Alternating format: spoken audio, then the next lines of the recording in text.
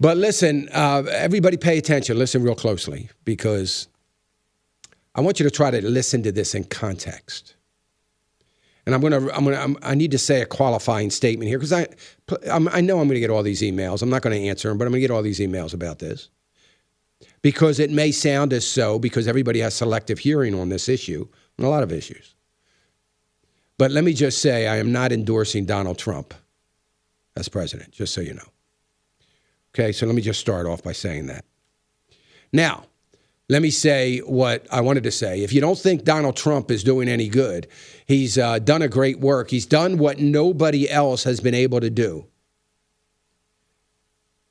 And he is waking up some parts of Capitol Hill already.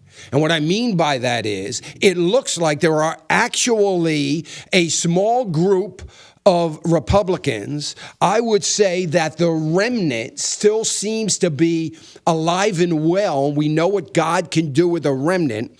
That remnant is the Freedom Caucus that, remember, Paul Ryan, who was handed off by John Boehner, the white flag of surrender, that he has become very good at running up the flagpole already. And remember that with the budget.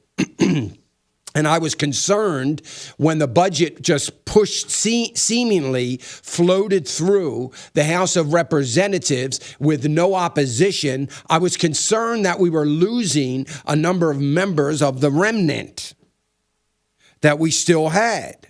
But the House Freedom Caucus, led by Representative Jim Jordan from Ohio, has come out and say, you know what, this is not what they said. But they're thinking, you know what, I believe that the American people are resonating with this guy, Donald Trump, because you know what?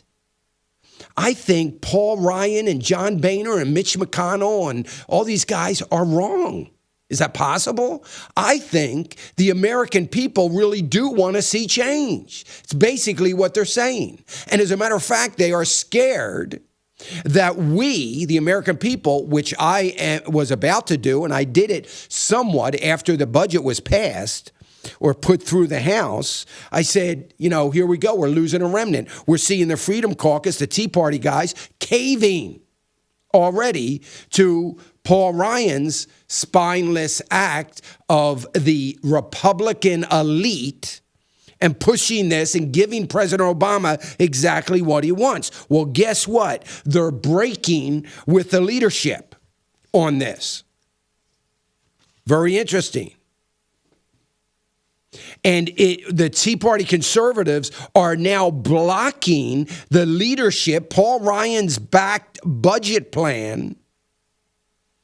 And they are saying, look, there is some anxiety, they're not saying, but it is stoking up some anxiety among congressional Republicans that will be facing an extremely angry anti-Washington electorate.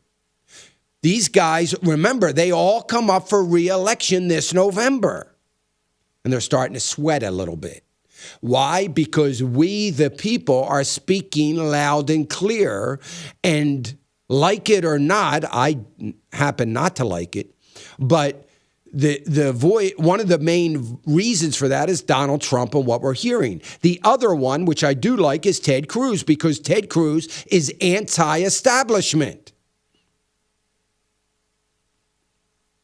And everybody is second-guessing this, following along with the elite living in an unrealistic, irrational bubble that the establishment of the Republican Party lives in Washington, who has not cared a lick about what the people are saying, so out of touch with what the people want and have been saying for the last 8 years. And these guys, the Freedom Caucus, standing up against this.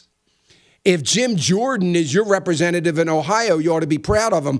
Raul Labrador, if he's one of your representatives in Idaho, you ought to be proud of him, standing up against this.